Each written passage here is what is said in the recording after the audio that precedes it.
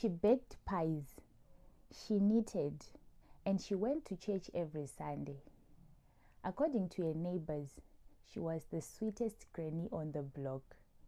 But behind the smiling hid a truth that would scare the whole of America and make her one of the most chilling female serial killers in America. Welcome to Langa After Dark, and this is the case of Nannie Doss. Nannie Hazen was born in 1905 in Blue Mountain in Alabama. In the outside world, her family seemed normal. She looked like she had a normal childhood, but inside her home, it was different. Her father was strict. He believed in beating children over the lightest excuse. He believed if you did something, you deserved a beating.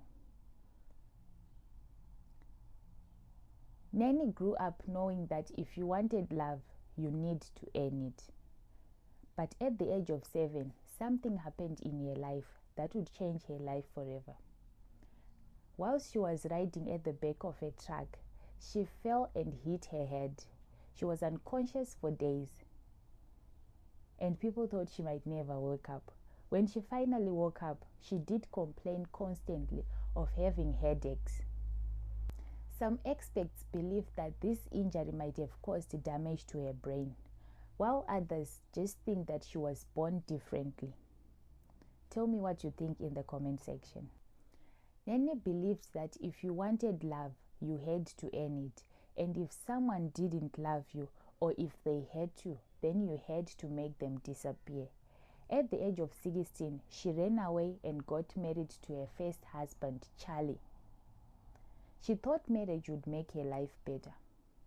But this is what I always say. Marriage doesn't make your life better.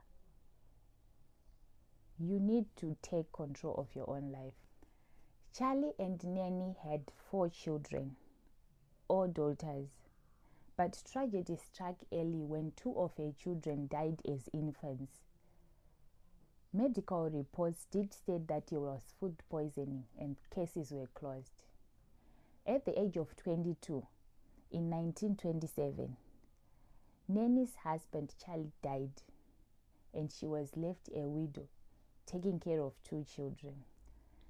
This didn't stop Nannie though, because she was just getting started, and her pattern was whenever she felt unappreciated, unloved, or unseen, someone around her would die.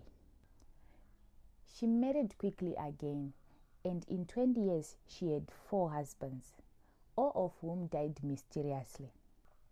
They would either complain of headaches, stomach aches, or they would die of heart attacks. She would cry at their funerals and then move on to marry the next person. By the 1940s, Nannie was in her 40s, and she moved to Oklahoma. This is where her nickname, the Giggling Granny, was born. She answered to a Lonely Hearts ad in a newspaper and got married to Ali Lanning. Ali was 10 years younger than Nannie, and she got suspicious very quickly that he might have been cheating on her. A few days later, Ali got severely sick. He was complaining of stomach aches, and a few days later he died. Nannie had put poison in his whiskey.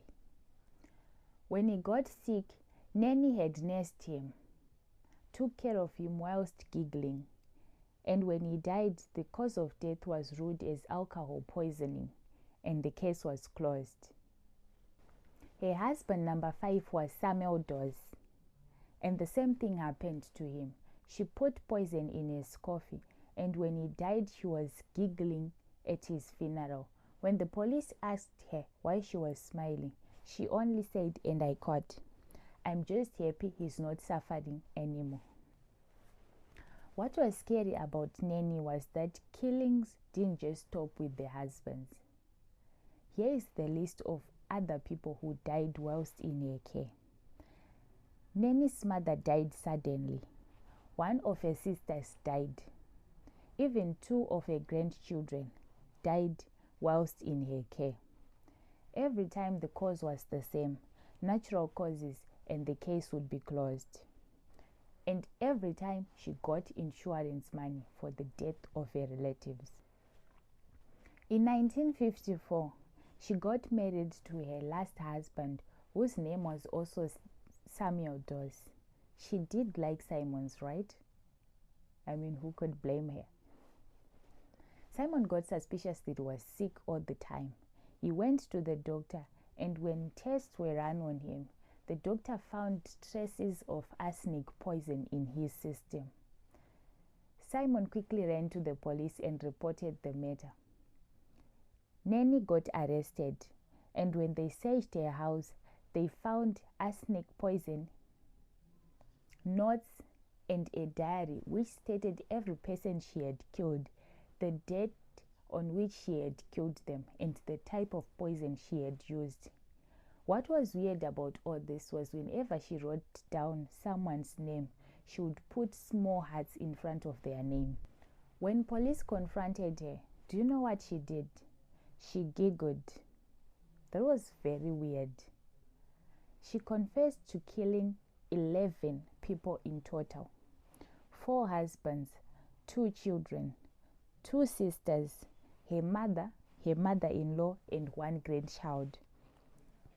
She said, and I quote, "I was looking for love, and when I didn't get it, I got rid of them." Her trial lasted only 1 day, and she was sentenced to life in prison because she had confessed in order to evade the death sentence. Whilst in prison, guards did confess that she was weird. She baked cookies for her fellow prison inmates, and she giggled whilst telling them stories. Nannie did die in 1965 at the age of 59 of leukemia. Nannie Doss did prove something which was scary to most of us. She proved that evil doesn't always wear a scary face. Evil also comes in the form of your grandmother. What do you think? Do you think she was a psychopath?